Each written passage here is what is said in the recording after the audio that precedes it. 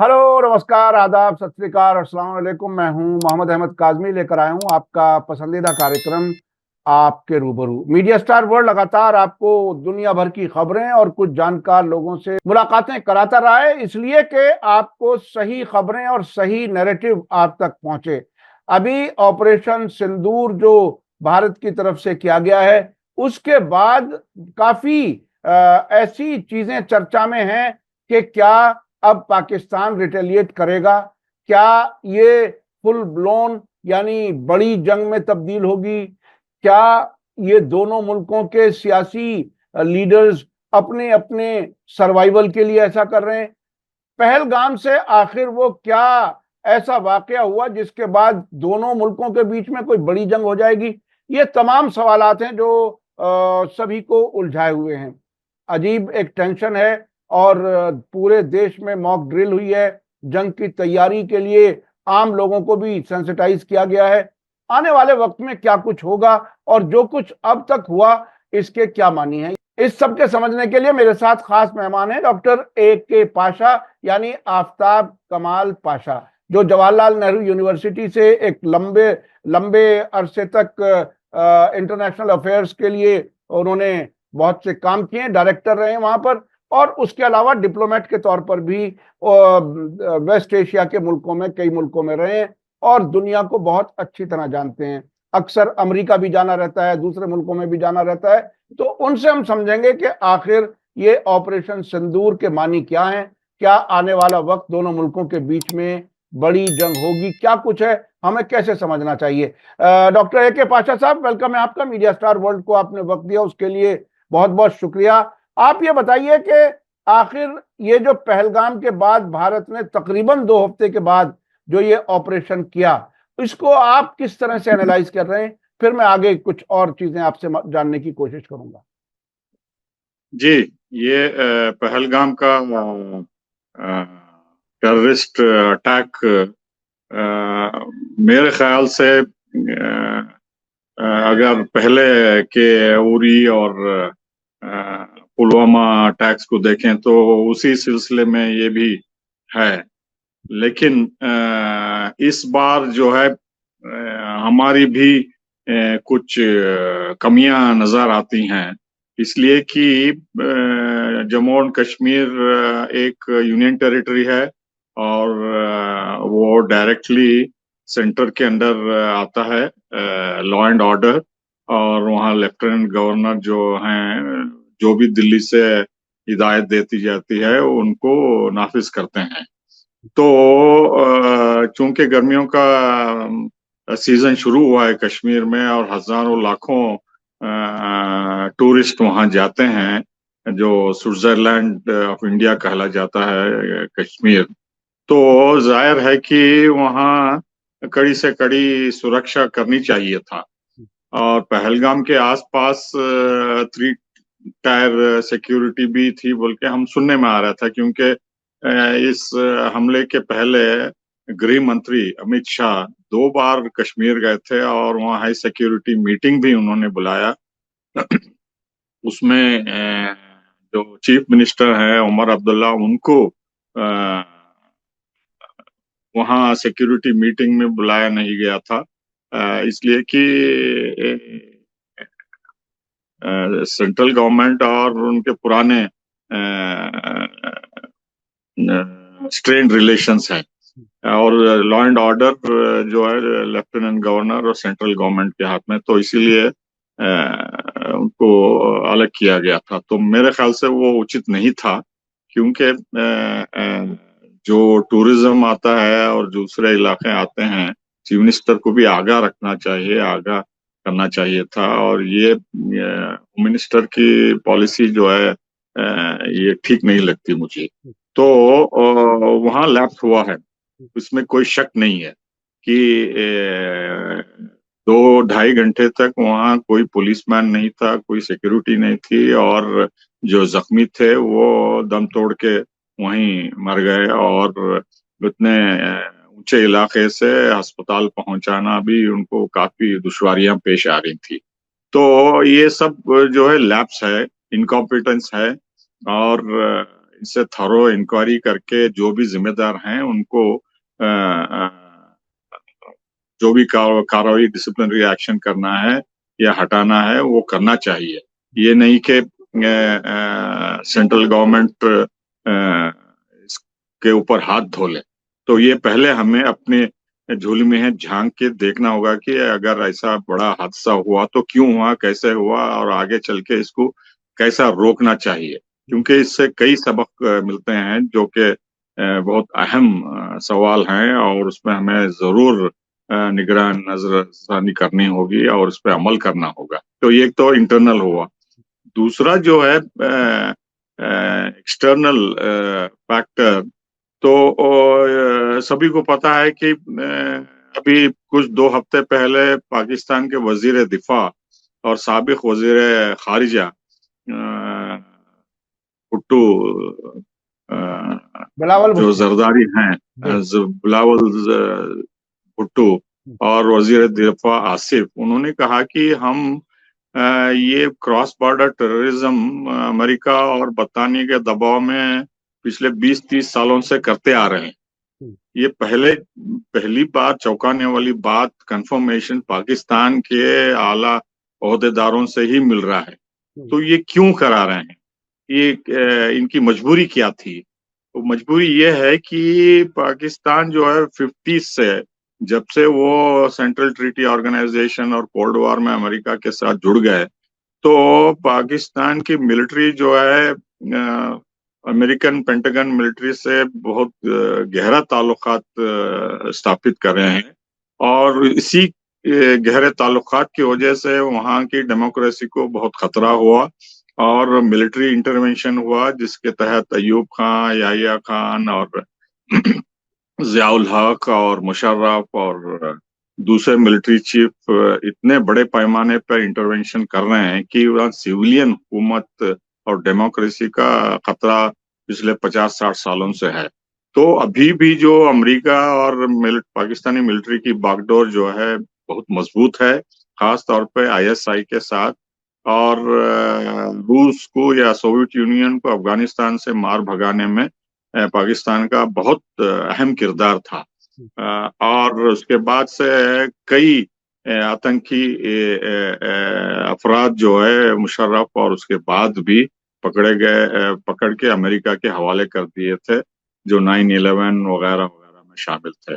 तो चाहे दुनिया कुछ भी कहे, लेकिन मेरा मानना यह है कि अमेरिका का तसल्लुत पाकिस्तानी मिलिट्री के ऊपर, खास तौर पर आईएसआई के ऊपर काफी गहरा है, मजबूत है और वो कमजोर नहीं हुआ है।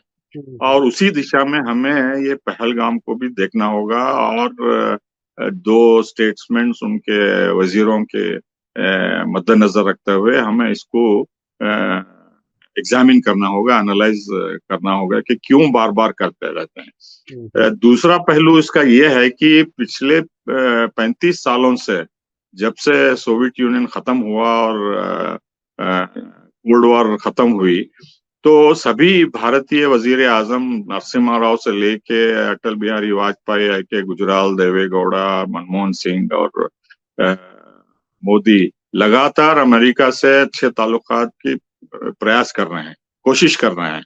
और हमने इतने बड़े बड़े कंसेशंस अमेरिका को दिए थे जो कि 91 के पहले सोच भी नहीं सकते थे, जो कि हम सोवियत यूनियन के साथ थे और नॉन अलाइन पॉलिसी के कवर में हम अमेरिका से थोड़ा दूरी थे।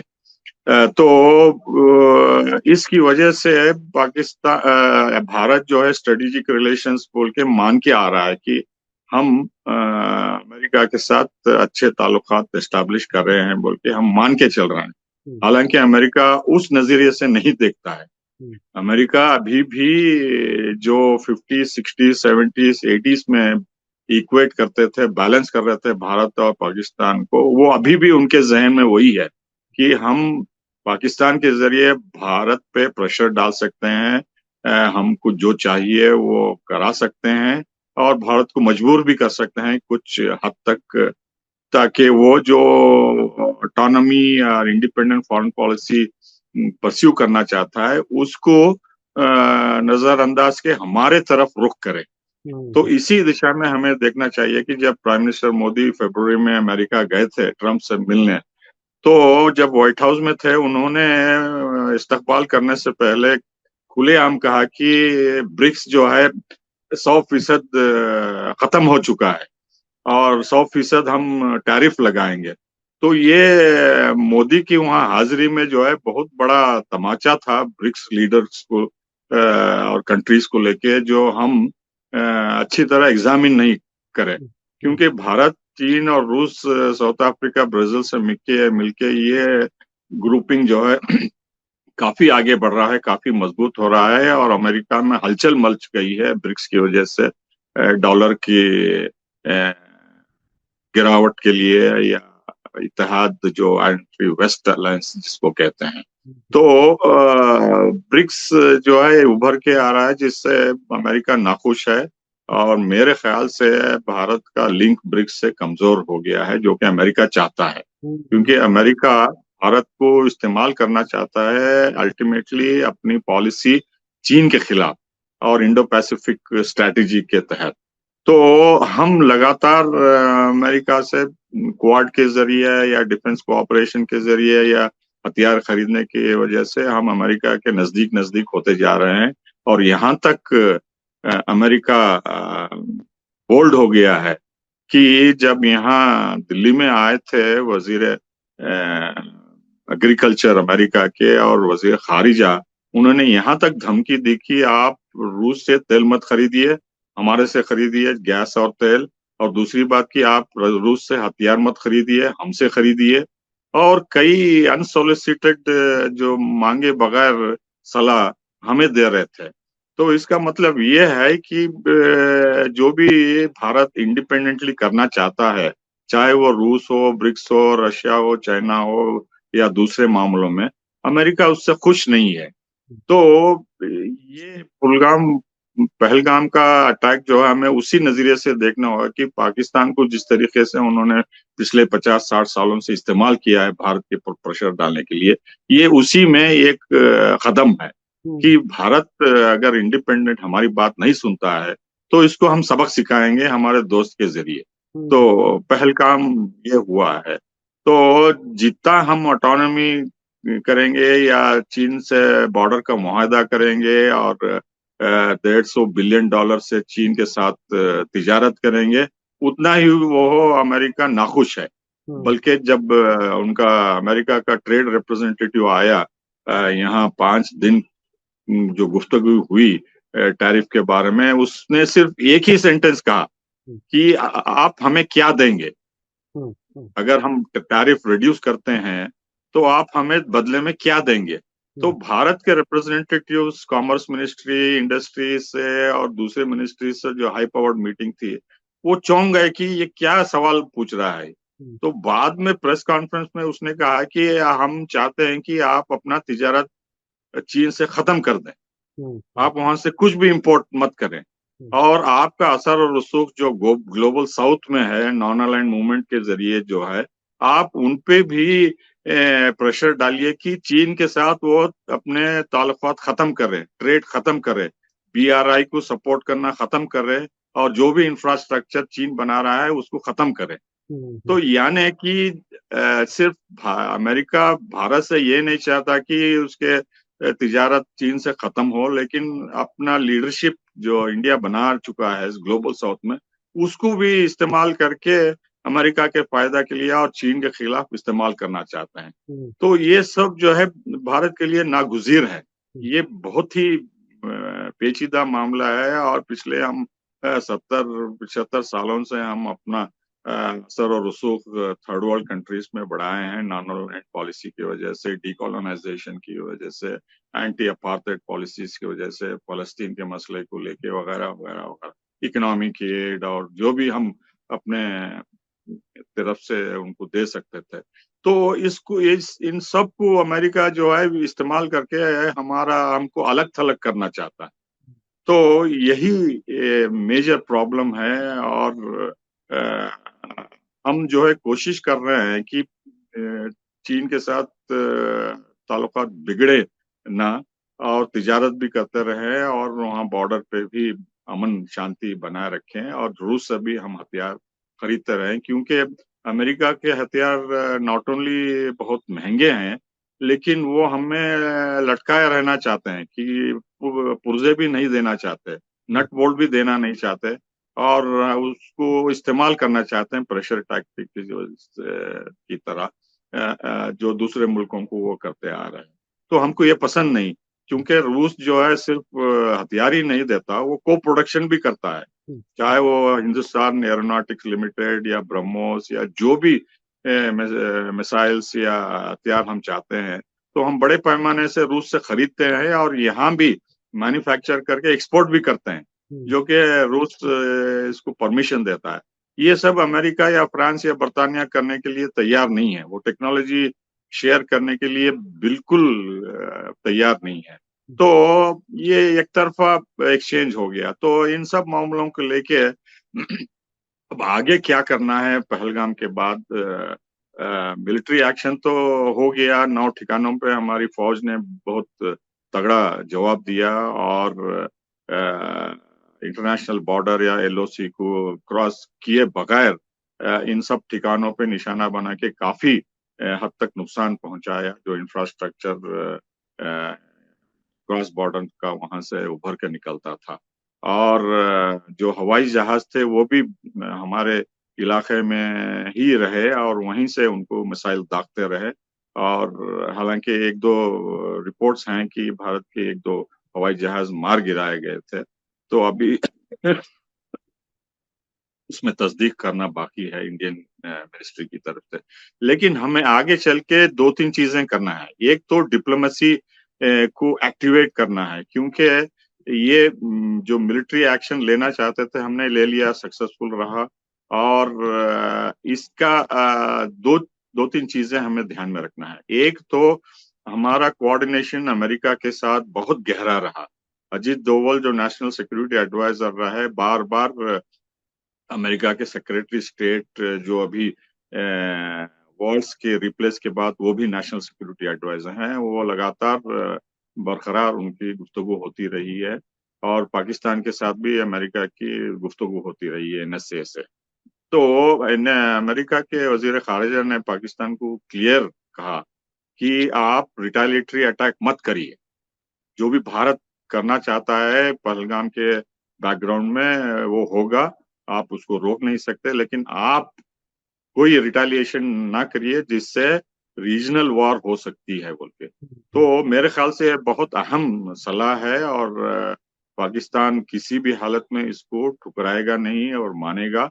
और मैं ये मान के चल रहा हूँ कि अमेरिका का असर और रसूख पाकिस्तान के ऊपर अभी भी काफी ज्यादा है। हालांकि सिविलियन गवर्नमेंट से उनका तालमेल ज्यादा नहीं है, वो कुछ और सोचते हैं। जैसा आप जो पब्लिक रिलेशंस ऑफिसर आईएसआई के हैं शरीफ, उन्होंने कुछ बयान दिया है, सिविलियंस कुछ और बयान दे रहे हैं। वो कॉन्ट्रडिक्शन चल रहा है मिलिट्री और सिविलियन में, वहाँ तालमेल नहीं है। तो उससे पता चलता है कि अमेरिका का दबदबा मिलिट्री और आईएसआई पे ज्यादा है और सिविलियन पे कम है। तो मेरा मानना है कि पाकिस्तान कोई बड़ा हमला नहीं करेगा। सिर्फ हाँ, वो कर सकते हैं एलओसी और पूंछ या राजौरी सेक्टर में इंटरनेशनल बॉर्डर की तरफ गोलीबारी करते रहेंगे। और लो इंटेंसिटी कॉन्फ्लिक्ट जिसको कहते हैं, वो लगातार होते आ रही है, जिससे सिविलियंस हताहत होंगे और कुछ इंफ्रास्ट्रक्चर को भी नुकसान होगा। जी। मैं आपने एक और पॉइंट जी बोलना चाहता जी था कि डिप्लोमेसी में जो है हमको बहुत तेजी से आगे बढ़ना होगा ये एक्शन के बाद, क्योंकि हमारा मानना है कि जो कुछ करना चाहते थे हम करें, और जो कुछ हम अमेरिका से एक्सपेक्ट करते थे वो भी कुछ हद तक सक्सेसफुल रहा। लेकिन सिर्फ अमेरिका एक ही प्लेयर इसमें नहीं है। जैसा कि आप जानते हैं, चीन और पाकिस्तान के ताल्लुकात बहुत गहरे हैं, ऑल वेदर फ्रेंडशिप वगैरह वगैरह बोलते हैं, और चीन काफी हथियार भी पाकिस्तान को दिया है।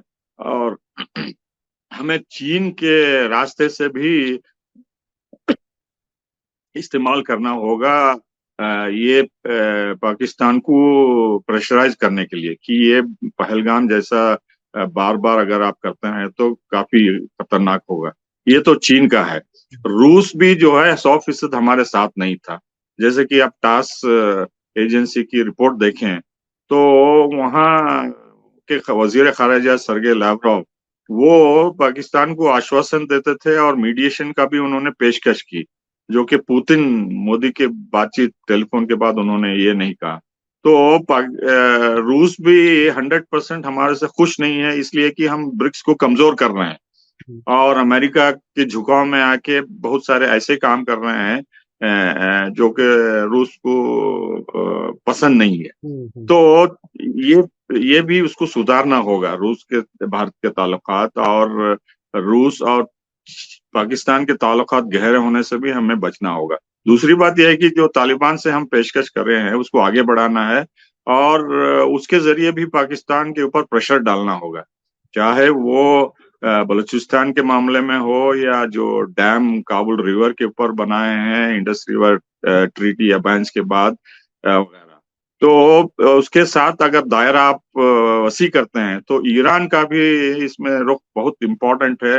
अभी आज वजीर खारिजा ईरान के दिल्ली में हैं, डॉक्टर अब्बास, वो बातचीत करने के आए हैं। वो भी काफी तशवीश इजहार कर रहे हैं कि कहीं जंग छिड़ ना जाए दोनों के बीच, क्योंकि जो भी बलूचिस्तान में हो रहा है सिर्फ बलूचिस्तान के वहाँ बागी नहीं कर रहे हैं, उसमें अमेरिका का भी हाथ बहुत गहरा है।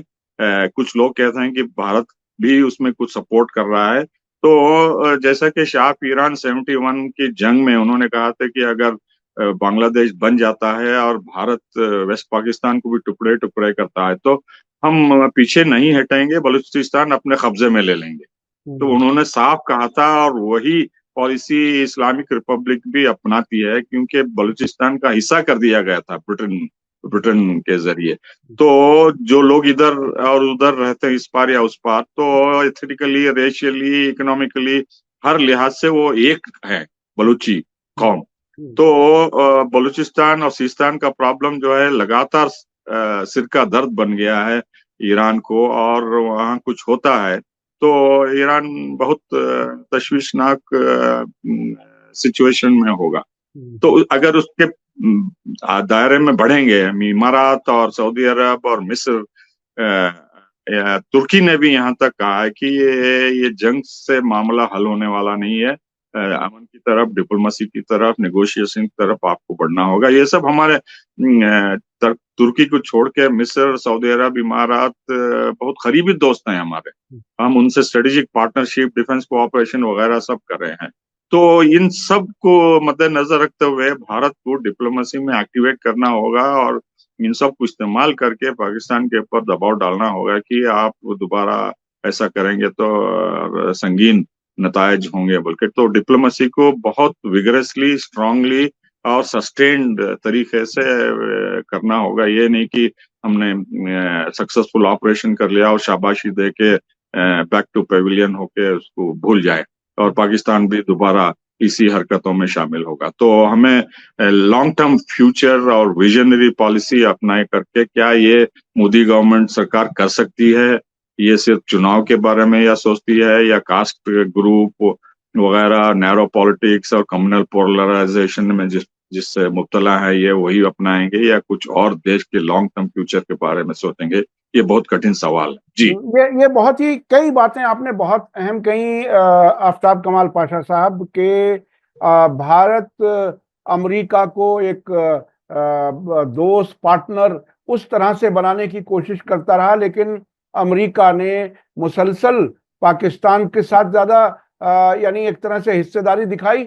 और डोनाल्ड ट्रंप का जो बयान भारत के एक्शन को शेमफुल कहा गया, वो आपकी बात को उसको कनेक्ट करता है। और अभी मैं 2 दिन पहले एक वीडियो आई थी जेफरी शेक्स की, उन्होंने कहा कि अमेरिका के साथ ताल्लुकात रखने में बहुत होशियार रहने की जरूरत है, बहुत खतरनाक है, इसलिए भारत को चाहिए। और उन्होंने ये भी कहा कि अमेरिका भारत को इस्तेमाल करना चाहता है चीन के खिलाफ।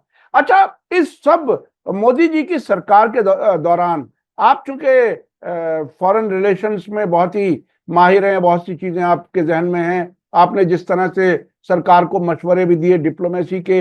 ये वाकई बहुत ही लॉन्ग टर्म सोचने की बातें आपने कही।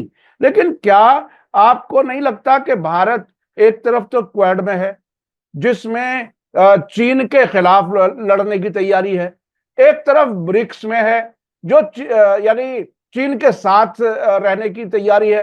तो हमारी क्या विदेश नीति में ये कोई खामी है या ये मल्टीपोलर किस्म की डिप्लोमेसी है? इसको आप कैसे देखते हैं, क्योंकि हम चीन के खिलाफ भी हैं और हम चीन के साथ भी हैं, ये क्या चीज है? हम बेसिकली जो है, अगर आप 47 से स्क्रूटिनाइज करें या बारीकी से देखें, तो हम ये जो टू सुपर पावर्स थे उनके खिलाफ थे, चाहे वो रूस हो या अमेरिका हो, सोवियत यूनियन। तो हम नॉन अलाइंड ग्रुप को सपोर्ट करते आ रहे हैं, उसको स्ट्रेंथन करते आ रहे थे। और एंड ऑफ कोल्ड वॉर के बाद भी जब हमें उम्मीद थी कि अमेरिका एक सोल वाहिद सुपर पावर है और वो रेस्पॉन्सिबली एक्ट करेगा और सबके मफाद को लेके आगे बढ़ेगा, लेकिन उस तरीके से हमारी उम्मीदों पे पानी फेर डाला अमेरिका। जिस तरीके से वो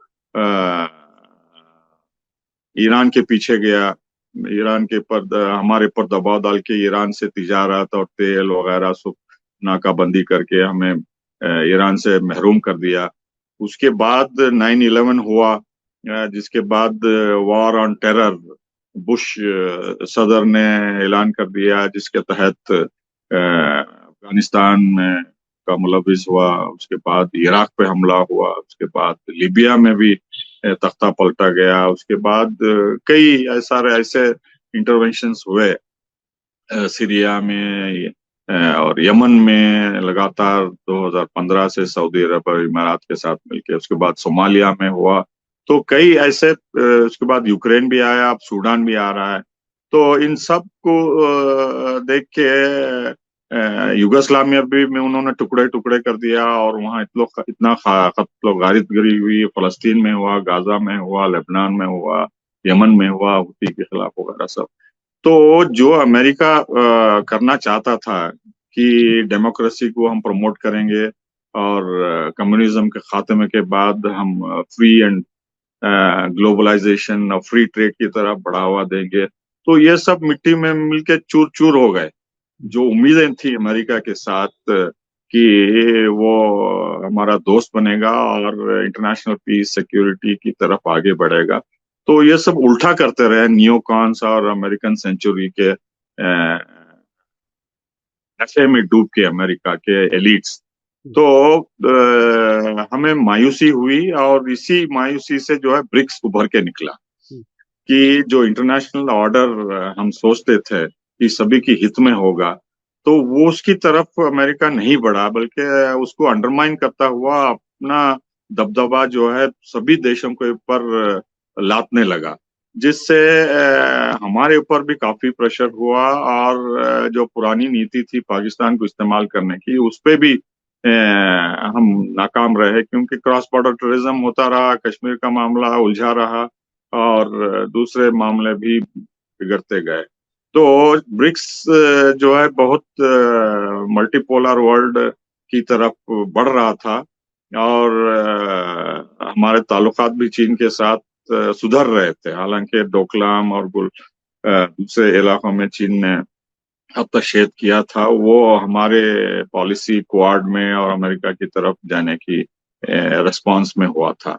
तो ये जो हुआ ब्रिक्स का, ये अमेरिका को पसंद नहीं था, इसी वजह से आगे बढ़ नहीं सके। तो अब अमेरिका, दूसरी बात यह है कि हमारे पड़ोसी मुल्कों में जैसा मालदीव्स था, वहाँ की हुकूमत गिरा के प्रो चाइना की या प्रो अमेरिका की लाए। श्रीलंका में भी यही हुआ और बांग्लादेश में भी शेख हसीना को हटा के, तो प्राइम मिनिस्टर मोदी जो है डर गए कि भारत में भी उनके खिलाफ अमेरिका कुछ सोच रहा है कि अगर वो अमेरिका की नीति को सपोर्ट नहीं करेंगे, चीन से बाज नहीं आएंगे, ब्रिक्स से अलग नहीं होंगे, तो इनका भी निशाना है बोल के मोदी सरकार जो है डर गई, पैनिक में आ गई और जो सैंक्शंस अमेरिका ने इंडियन कंपनीज पे थोपी थी कि आप ईरान के साथ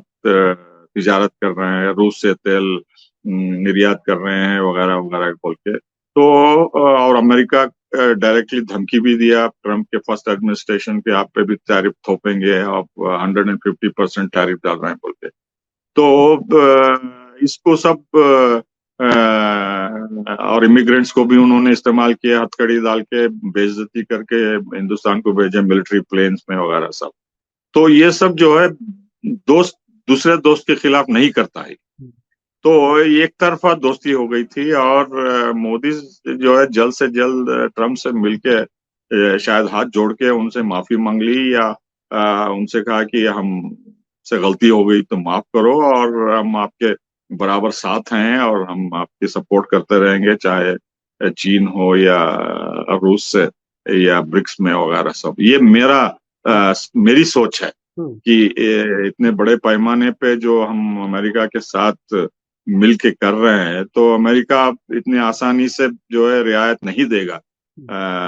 और डॉक्टर हेनरी किसिंजर जो सलाहकार थे निक्सन के, सेक्रेटरी ऑफ स्टेट, उन्होंने कहा कि जो भी अमेरिका से दोस्ती करता है या तो वो लीडर मारा जाता है, या तो उसका तख्ता पलट जाता है, या तो वहाँ इतने गंभीर परिणाम होते हैं कि वो टुकड़े टुकड़े हो जाता है। तो जो जेफरी सैक्स ने कहा तो वो सही है, और मेरा भी मानना है कि अमेरिका जो है अपने ही हरकतों से, अपनी ही गलत पालियों से, नीतियों से अपने पांव पे कुल्हाड़ी मार लिया है। वियतनाम से लेके, तालिबान से लेके, इराक से लेके, यूक्रेन से लेके सभी थिएटर्स में। तो अब वो इतना कर्जदार हो गया है कि पूरी दुनिया से 37 ट्रिलियन डॉलर्स का कर्ज उसने लिया है, और सूद देने में $1 ट्रिलियन हर साल उनको अदा करना पड़ता है। तो इसी वजह से ट्रम्प जीते कि टैरिफ डालेंगे और अमेरिका को दोबारा ग्रेट बनाएंगे और गोल्डन एरा इनॉग्रेट करेंगे बोल के। लेकिन ये सब कमजोरी है अमेरिका की, और उसमें जो है चीन का निशाना अव्वल नंबर पे है, उसके बाद भारत का आता है, उसके बाद रूस का आता है। तो भारत का भी नंबर आने वाला था, लेकिन मोदी साहब जाके फ्रेंडशिप को ऑफर करके जो है टेम्पररी रिलीफ जैसा लेते हैं, गोली से राहत लेके, उसी तरह से। बहुत ही इंटरेस्टिंग बातें नहीं, आप। एक मिनट, मुझे एक मिनट दीजिए, मैं कंप्लीट कर देता हूँ ये पॉइंट। तो ये जो है मोदी सरकार अब अपने ब्रिक्स रिलेशन से कमजोर धीरे धीरे कर रही है, और चीन के साथ भी इतना तिजारत नहीं होगा आगे चल के, और अमेरिका के साथ भी टैरिफ पे जो है हम हर मुमकिन कोशिश कर रहे हैं कि ज्यादा से ज्यादा रियायत अमेरिका को देंगे, और बैलेंस ऑफ ट्रेड जो हमारे फेवर में था उसको भी कम करने की कोशिश कर रहे हैं। नया ट्रेड एग्रीमेंट अगस्त सितंबर में साइन करने की बरतानिया से तो हो गया है। तो ये सब जो है हमारी तरफ से कंसेशंस हैं कि हम जो independent strategic autonomy foreign policy में जो करना चाहते थे, उसके परिणाम से हमें ये कंसेशंस देना होगा। दूसरी तरफ ये मोदी सरकार की डोमेस्टिक पॉलिसी जो है, पोलराइजेशन और एंटी मुस्लिम कैंपेन जो है, इससे भी काफी नाराज हैं। जैसा कि यूएस कांग्रेशनल कमेटी, उसने इस साल की रिपोर्ट में कहा कि भारत में बड़े पैमाने पे मुसलमानों के ऊपर अत्याचार हो रहा है, डिस्क्रिमिनेशन हो रहा है, और पिछले इलेक्शंस में तो ओपनली बीजेपी ने मुसलमानों के खिलाफ कैंपेन किया है, और इसके तहत भारत पे सैंक्शंस डालना होगा बोल के उन्होंने रिकमेंडेशन किया। हालांकि ये एडवाइजरी ओपिनियन है, लेकिन पहली बार इस कांग्रेशनल कमेटी ने कहा कि भारत पे सैंक्शंस डालना होगा। तो आप सैंक्शंस का मतलब जानते हैं, ईरान पे क्या हुआ, रूस पे क्या हुआ, लीबिया पे क्या हुआ, अब चीन पे क्या हो रहा है। तो ये भी, इससे भी मोदी जो है डर गए, पैनिक में आ गए कि कहीं हमारी डोमेस्टिक नीतियां जो है वोट के लिए, इलेक्शंस के लिए जो माइनॉरिटीज के खिलाफ कर रहे हैं, मुसलमान हो या क्रिश्चियन हो या दूसरे, तो उसको भी इस्तेमाल करके हम पे दबाव डाल सकते हैं, हमको तख्ता भी पलट सकते हैं, चाहे वो नीतीश कुमार को इस्तेमाल करके या चंद्रबाबू को इस्तेमाल करके हमारी सरकार को गिरा सकते हैं और खतरा हो सकता है बोल के। तो इन सब को मद्देनजर रखते हुए जो है हम एक से एक कंसेशंस देते आ रहे हैं और इसको मेरे ख्याल से जब तक मोदी प्रधानमंत्री रहेंगे इसी दिशा में वो जाते रहेंगे और इसमें सिर्फ अमेरिका का फायदा होगा, हमारा कुछ खास फायदा होने वाला नहीं है। और इसलिए कि मेरा मानना है कि जो अमेरिका सुपर पावर था वो इकोनॉमिकली बहुत कमजोर हो चुका है। मैं अमेरिका को एक एयरक्राफ्ट कैरियर की तरह देखता हूं जो बीच समंदर में है और हर तरफ से जो है हूती उसको उस पर मिसाइल दाग रहे हैं और ये हूती मिसाइल और दूसरे मिसाइलों से बचने के लिए वो लेफ्ट का इंडिकेटर डाल को राइट को घूम रहे हैं और सीधा जाने के बाद कहीं भी मुड़ रहे हैं। तो इससे जो है कई उनके एयरक्राफ्ट लाल सागर में या कहीं और डूब गए हैं। तो ये जो है हलचल होती रहेगी और कभी भी ये एयरक्राफ्ट कैरियर डूब सकता है, इतना कमजोर हो गया है क्योंकि 2 महीने से ज्यादा इनके एयरक्राफ्ट कैरियर में मिसाइल्स नहीं होते। अगर दोबारा लोड करना है तो अमेरिका को वापस जाके वहां डॉक करके वहीं लोडिंग हो सकती है, कहीं और नहीं हो सकती है। तो अमेरिका जो है ये कमजोर बहरी अड्डा है, बेड़ा है और सब तरफ से उसको घेरे में ले रहे हैं लोग, चाहे ब्रिक्स हो या रूस हो या चीन हो या हूती हो या वेनेजुएला हो या क्यूबा हो या दूसरे देश जो अमेरिका से नाराज हैं। तो जो पाकिस्तान ने सबक सीखा, जो दूसरे देश अमेरिका के फ्रेंडशिप में रह के सीखे, तो अब हमें भी सीखना चाहिए। ये नहीं कि हम पूरे हमारे अंडे जो है अमेरिका की बास्केट में डाल दें और चीन से नाराज हो जाएं और ब्रिक्स में कमजोर हो जाए हमारी लीडरशिप और रूस भी इससे नाराज हो। ये अच्छी नीति नहीं है। हमें बोल्ड विजनरी लीडर चाहिए, ये नहीं कि अमेरिका के सामने घुटने टेक दे।